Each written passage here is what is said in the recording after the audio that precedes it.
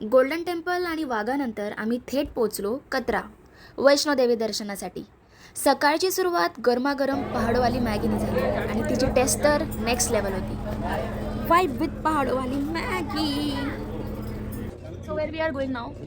Helipad. Yeah we are going to helipad for helicopter ride. हां. मग आम्ही direct गेलो हेलिपॅडकडे आणि तिकडे आम्हाला माकडांची पण भेट झाली. Full adventurous vibe.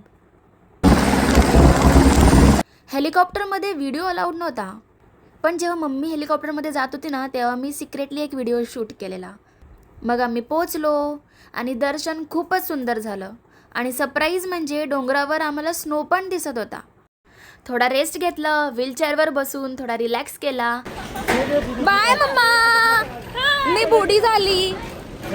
बूढ़े की फीलिंग आ रही है मुझे. ऐसा लग रहा है मैं बूढ़ी होगी. ऐसे बैठ के बूढ़े लोग जाते हैं ना. हाय गाइस, सो अभी हम कितने किलोमीटर चल के आए हैं? 19 किलोमीटर से 6 हुआ रहेगा और भाग भाग के आए और पैर दर्द करते, लेकिन मजा आ रहा है. हे धावत धावत आली आहे आणि माझी तंगड्यांची वाट लागली आहे, बट ठीक आहे, स्टिल मजा येते.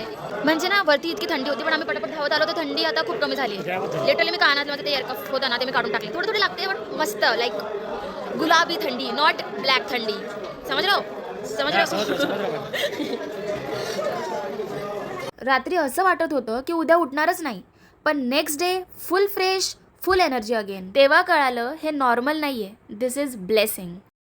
तर आम्ही मस्त सिंगिंग करत गेलो. सूर का पता नाही, पण कॉन्फिडन्स फुल होता आणि बघता बघता श्रीनगरला कधी पोचलो ते समजलंच नाही.